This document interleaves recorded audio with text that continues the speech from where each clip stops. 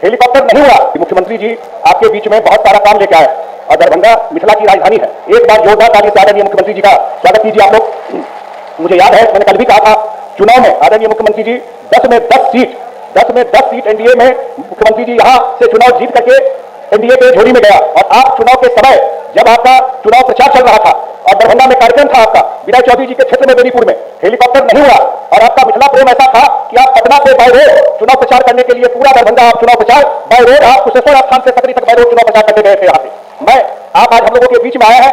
आज मुख्यमंत्री जी इस कार्यक्रम से पहले दरभंगा एयरपोर्ट पे गए थे। 50 एकड़ जमीन बिहार सरकार ने लॉजिस्टिक पार्क के लिए दिया है एयरपोर्ट के बगल में। वहां से मखाना, लीची, मछली सब कुछ प्लेन के बाहर जाए, देश दुनिया में जाए, उसके लिए जमीन दिया गया है।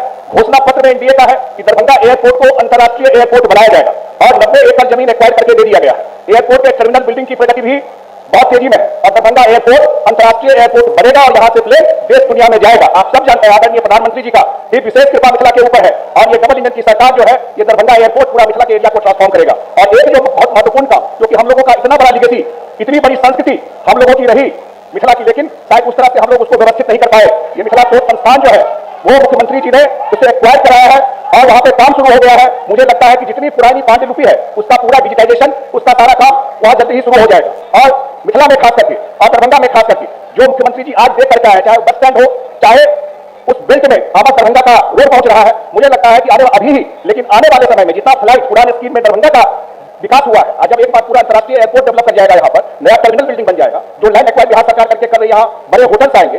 और अंत में मुख्यमंत्री जी ने दो बात और कही है। एक, चीनी मिल, ये हम लोगों के घोषणा पत्र में है कि जो चीनी मिल है उसका जीर्णोद्धार हो करके रहेगा, चाहे लोहाट हो चाहे सकरी हो। एक और दूसरा कि एक चीज जो मुख्यमंत्री जी ने कहा है कि 1 करोड़ लोगों को रोजगार देंगे, इसके लिए सबसे जरूरी है उद्योग लगना, इन्वेस्टमेंट आना। और अगले 5 साल, इसलिए मुख्यमंत्री जी की यात्रा जो चल रही है, अब चाहे वो अशोक पेपर मिल हो, अगले 5 साल में बिहार में और खास करके दरभंगा में उद्योग का जाल बिछेगा। आज याद रखिएगा इस चीज को, दरभंगा एयरपोर्ट में प्लेन उड़ेगा, किसी को विश्वास नहीं था, आज विश्वास कीजिए इसी दरभंगा मिथिला में कारखाना भी खुलेगा अगले 5 साल में, रोजगार भी क्रिएट होगा और बड़ा बड़ा उद्योग लगेगा। मैं मिथिला के धरती पर आदरणीय मुख्यमंत्री जी का स्वागत करते हुए अपनी बात को विराम देता हूं। बहुत बहुत धन्यवाद। अगर अहाँ सब कहू तो हमरा 2 मिनट बाजवा के हम मैथिली में बाज दै छी।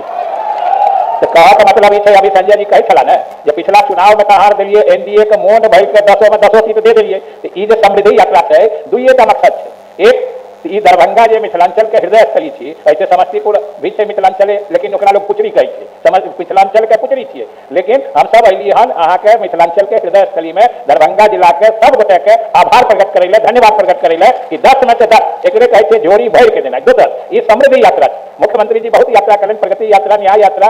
और न्याय जब न्याय आ विकास ई दोनों जब सबसे ऊंचका बिंदु पर पहुंचे छै तब समृद्धि आबै छै। एहि बेर मुख्यमंत्री जी अगला 5 साल में संकल्प ले लेते हैं कि 5 साल में बिहार के विकसित श्रेणी के राज्य में शामिल करे देता। जैसे बिहार समृद्ध है, बिहार वासी समृद्ध है, दरभंगा वासी समृद्ध है। यह शुभकामना के साथ बहुत बहुत धन्यवाद।